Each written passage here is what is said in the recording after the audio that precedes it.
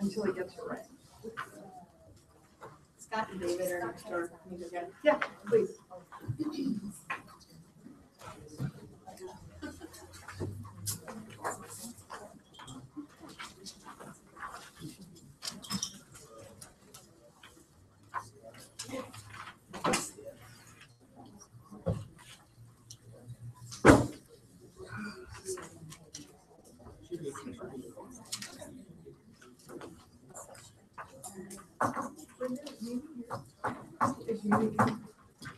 I'm not here. Excellent. Thank you. Hey, I'm good. Great. Yeah.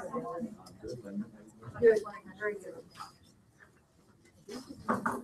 Mr. Secretary? Hey, Jeff.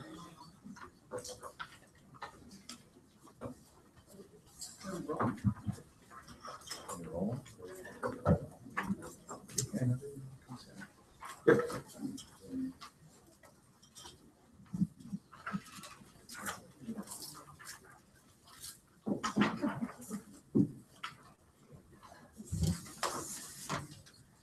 Okay, I'm going to call the meeting of the BSCC to order and look to Maria for a roll call.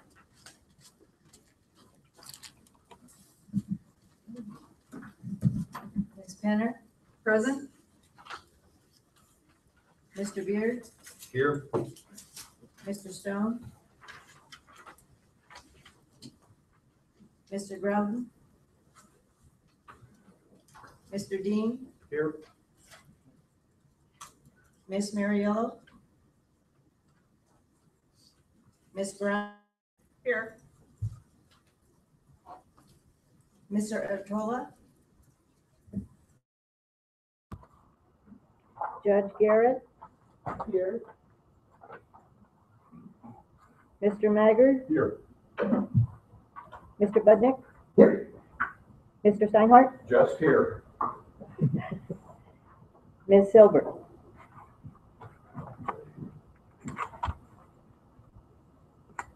We have a quorum. Thank you very much. Moving to the chair's report, let me first take notice of the fact that Executive Director Howard is not with us today.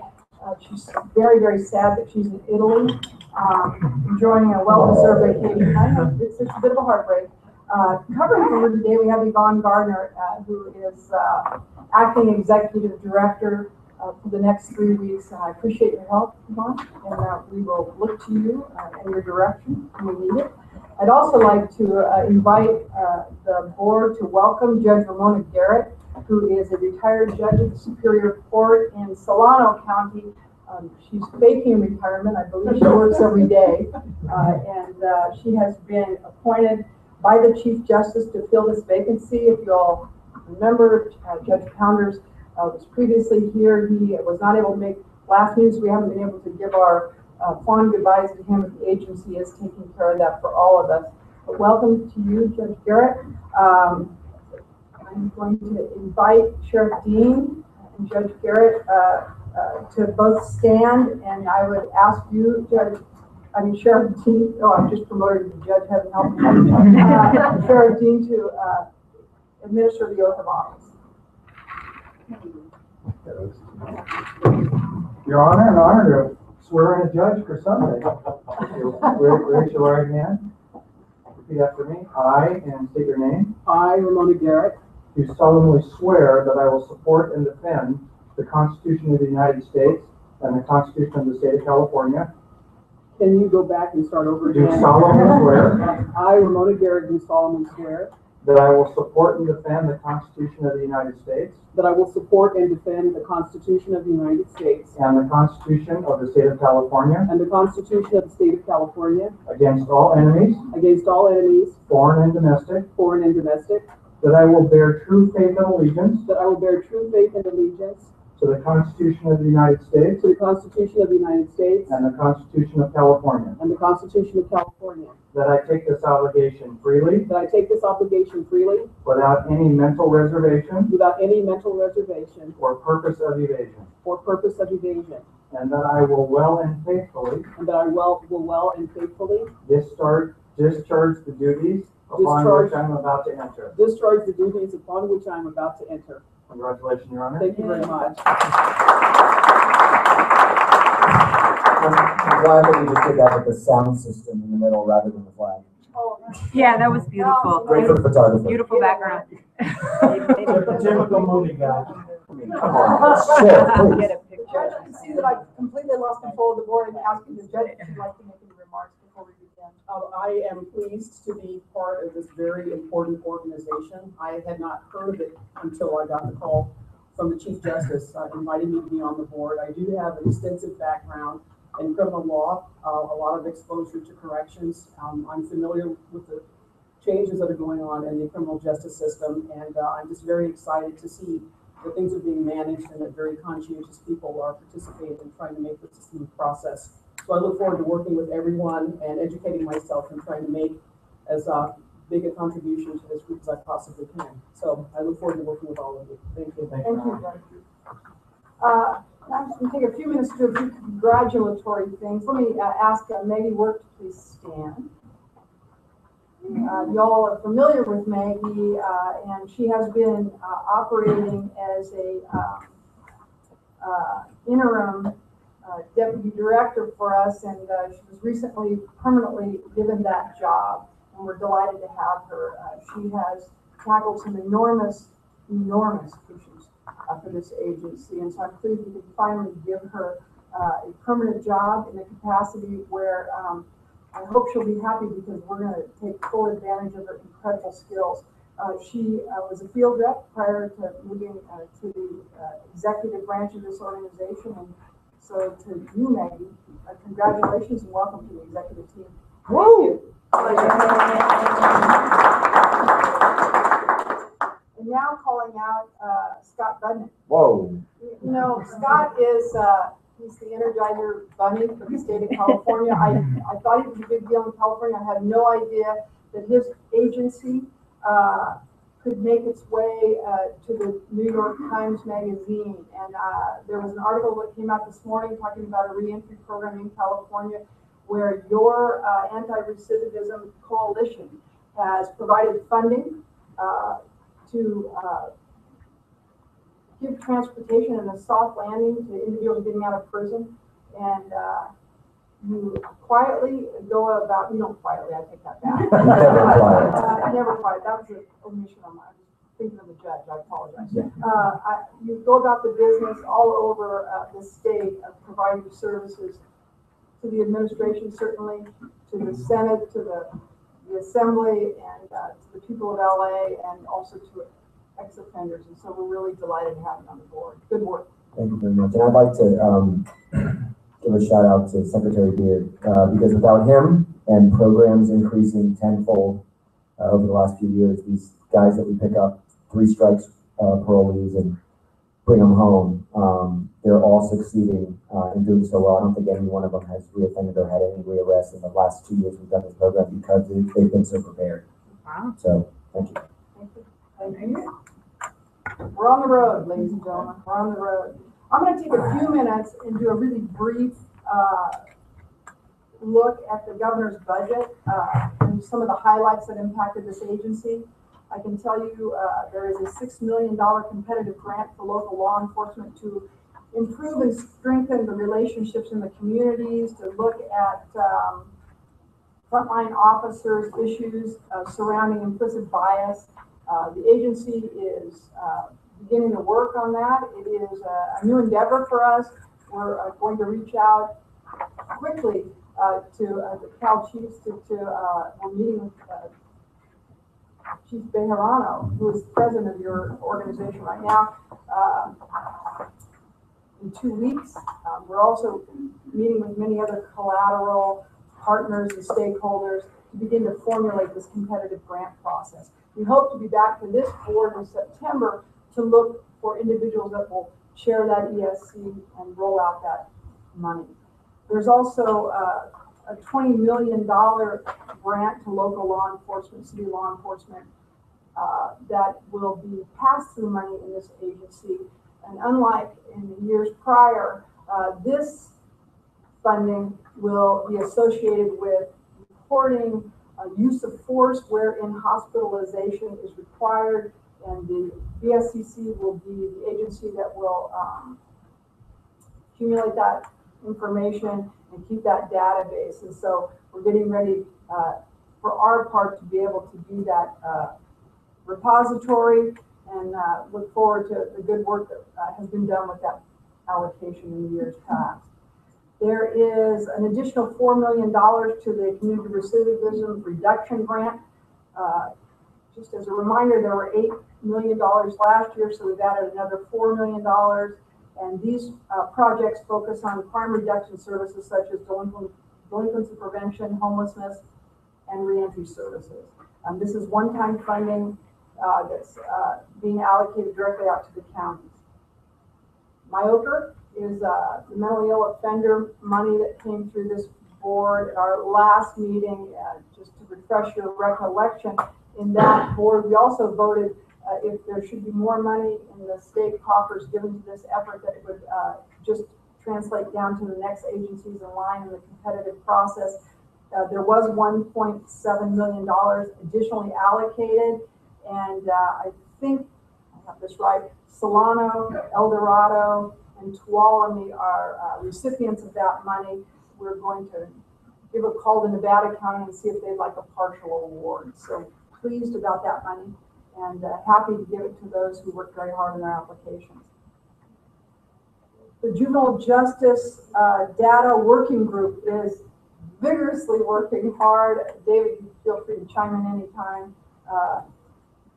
That data group has been asked legislatively to create reporting formats for the juvenile justice funding allocations through YOBG and JJCPA, and I won't give you all the acronym. What am I trying to say? I'm not going to tell you what those letters mean. How's that? The group did great work. It came to the governor's office and went back for a little more work because there were concerns about Prop 30 issues as a result of the way the product came out. David, anything you want to add to that? Well, just that our working group made its recommendations, and we thought it was a good product. And the governor has issues yet to be worked out. So the challenge is, can we come to an agreement that would be put into statute in time for the next funding round, for which the plans are due in May of 2016. And everybody's working on it. That's about where it is right now. And finally, next door to us, starting at 10:30, is the State Advisory Committee on Juvenile Justice and Delinquency Prevention. Chief Brown and myself will, when we're done with this meeting, go over there. There is a Judge Timberlake from Illinois who's going to present on SACJAB's obligations in terms of the federal money that is passed through their hands. And we're going to go present on behalf of the BSCC. Anybody else want to make any announcements? Staff? They're kindly looking at me like I actually covered everything.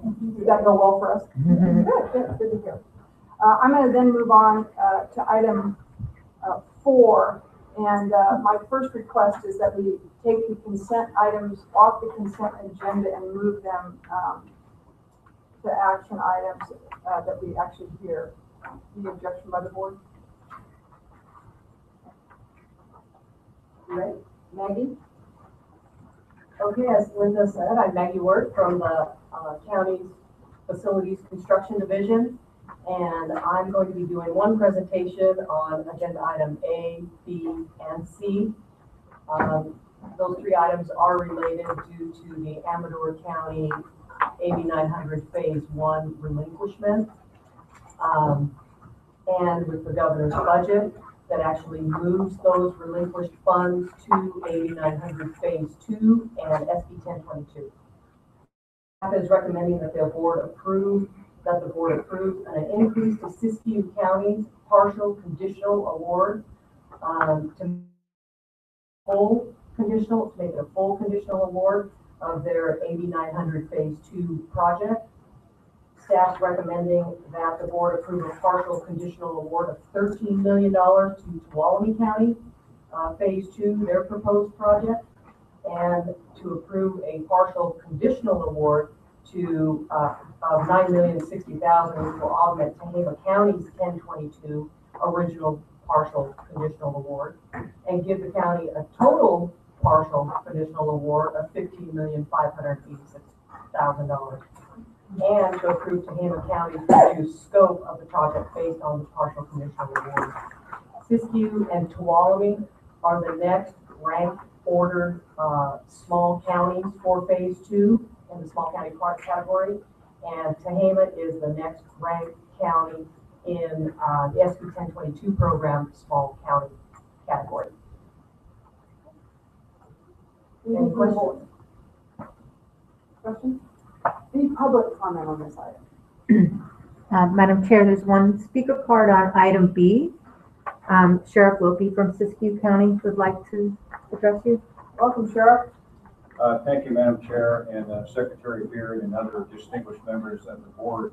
I'd just like to make a few comments. First of all, I'd like to thank the BSCC for extending this, this phase 1 funding from AB 900 to make our project whole. It's very important for us. We're a small county, and with the increase in construction costs, it's going to be very important as we proceed with our project. I just wanted to thank the board for giving us this extra funding. We really appreciate it. Another thing is, our jail, just like most small county jails, is full with all felons. So, your support is helping us. The safety of our correctional staff and also our inmates are greatly enhanced by your efforts and your support. And also, I think that this, our vision is that we're going to have a adequate correctional facility or jail probably for the next 50 years if this project comes to fruition. Also, I wanted to mention that our community corrections partnership is very strong in Siskiyou County, and while we need more jail beds, we're trying not to fill them. And there's a lot of collaboration in Siskiyou County, rehabilitation, treatment programming, our day reporting center, and our activities in the jail, I think are really having a positive impact on the recidivism rate and correspondingly are reducing victimization.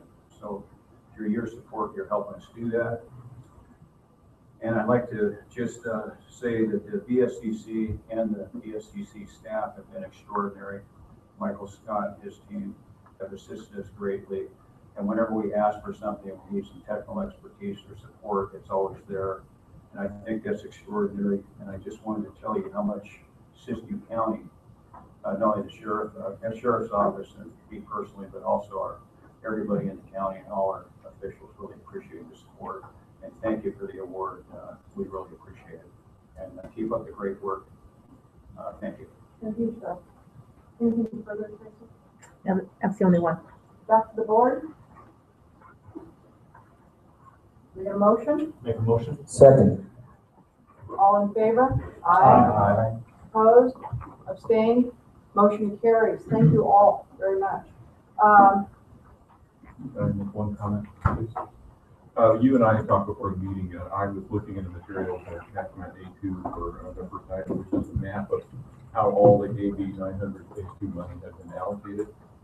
I had some trouble figuring it out, and you had mentioned that this is going to be updated, so I just wanted to make a kind of public request that we have a roadmap of how the substantial amount of money is actually being spent, given all of the recycling front that has occurred in the interim. I appreciate that. I know Sheriff Dean also participated in the conversation this morning about that very thing. Maggie, we talked about that on Monday this week. How's the progress? Yes, we're working on it, and we should have it done, I would expect, in the next couple of days. It's just identifying not only the funds that have reverted. AB 900 phase 1, several counties reverted. So then it was a matter of bumping up the next counties, but then money was actually moved legislatively to AB 900 phase 2. So it is a bit of a puzzle, and I certainly understand your concern, and I assure you we will address it and take care of it. Madam Chair. Yes. And David, I just happened to be on the conversation, and so you know how hard, but Michael was going through 47 pages of minutes on each meeting to try to cipher that out. So it is appreciated work on that. It's an incredible workload trying to get it. I totally agree. We need to have somehow to be able to follow it, but I know staff is working on it. It's challenging.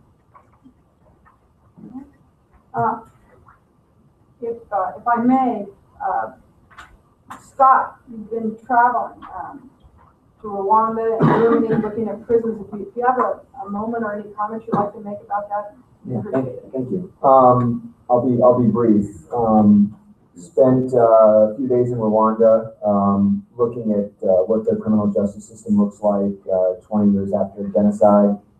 And as a reminder, in one day after the genocide, they had 800,000 people killed and 1.5 million murderers in their country and 50,000 jail cells. And really incredible to see a system kind of based around reconciliation and forgiveness and accountability, and victims being at the front of every decision that's made in the criminal justice system, but in a real kind of restorative type process. Then we went to Germany, and it was an incredible delegation that included the district attorney of Santa Clara County, Jeff Rosen, people from the Koch brothers to the ACLU to the governor of Connecticut. It was a really interesting group of folks. And I think the most interesting thing to see is in the German Constitution, they say that the only purpose of prison is resocialization and rehabilitation, that it's punishment enough just to lose your freedom. The system then shouldn't be made to punish further. That the country agrees that those are Germans in the prison, they're brothers and sisters, fathers, sons, and that the only job of the system is to make them better people by the time they come home. And so I'm on the flight home thinking, do we have a system that's completely built around resocialization, or is our system built around punishment? So I send emails and I try to figure it out. And it turns out in the first section of Penal Code 1170, the first lines are, the purpose of prison is punishment. And this happened in 1975. I'm not going to say who the governor was then. It was at the beginning of a switch from indeterminate sentencing to determinate sentencing, where our entire mission of our prison system changed from rehabilitation to punishment. And we've added the R on CDCR, and Secretary Beard has done nothing in increasing the amount of programs and rehabilitation that happens. But if we still have a mission statement for our prison system that says the purpose of prison is punishment, then we have a system where, depending on what stakeholder of the day is pushing harder, different things are happening. So I just wonder to myself, if every stakeholder, from sheriffs to police chiefs to victims to advocates to educators, could agree that we should have a system whose end goal is to produce better people when they walk out the doors. And if that first line in 1170 reflects a time and a period that have sent sentences through the roof and also sent recidivism rates through the roof, and we start to talk about sentencing and things that get a little combative, but we don't even need to talk about sentencing in this very moment. I think if we just talk about what should the purpose of our prison and jail system be, it feels that all stakeholders, no matter where you are on the political spectrum, could agree with the statement that we want better people coming out that aren't going to hurt people and create more victims. So I'm very interested in what would it take to rethink the first line of 1170 and how that would affect our overall mission moving forward. Thank you, Scott, world traveler. Appreciate that. Now moving to the public comment section of our agenda. Looking at any public comments at this juncture? I don't have any cards. No cards. No cards, okay. And let me say this as we close. This is a very short agenda. Our next meeting is in Pomona on September 17th. That will be a full scope meeting. This was done because of the legislative cycle, and when 114 passed, it was necessary for us to get together and just move this piece of the agenda item. So I appreciate all the board members who made this quick trip. And we'll see you in September unless anybody has anything else they'd like to say. I'm sure. Yes. There's a current debate going on in my county about what the CCP money can be used for, whether it's direct towards 1170 or not. I'm not sure if we can get a legal opinion from the BSCC council or it's appropriate to come from ledge council. My county council feels one way, different opinion. BSCC staff is another way. So I'm not sure the appropriate direction to go for that. I think probably most appropriate through ledge council, and I will take that suggestion and move that item for you. We've gotten calls from your county, and I've said the CCP money can be used for anything, but that appears to be, apparently I don't have a legal opinion. That's my story, and I'm sticking to it. So we're going to, I will help facilitate that. So I've asked staff to work on that. Anything further from board members? And I just want to offer one other comment on Prop 47, and I chair a statewide committee of sheriffs to set up a monitoring criteria to see the impacts of Prop 47. And I just finished my county's first swing, and unfortunately, my jail population is all the way back up. I'm within 5% of where it was. And probably those that live in the jail world, it's unfortunate people that were once felons or misdemeanors, but now they're taking extended jail time because they don't want the probation jail and everything. So sadly, it's not really having the impact that I think a lot of people would hope on our jail populations, and I'm pretty much back to being maxed out. But that's not an uncommon story. I've heard that from a couple other large counties that they've seen that jail population go up. I will tell you, jog my memory and not part of my report, but we will be going on the road for Prop 47 town hall meetings later this year. Next week, we are going on some town hall meetings on the social innovation bond, social innovation financing money, and to begin to see how that will roll out across the state. So we're looking forward to that. And we had a great BS Tuesday I heard about that. very promising. Thank you, Bonnie. Thank you. Any other news flashes anybody would like to share? Antonio, did you have something, or did you check your phone? Oh, just on that. That wasn't right that I did that to you, Antonio. Just the IT guy. You've done a great job today. So thank you all for your attendance, and I'll adjourn this meeting. There you go.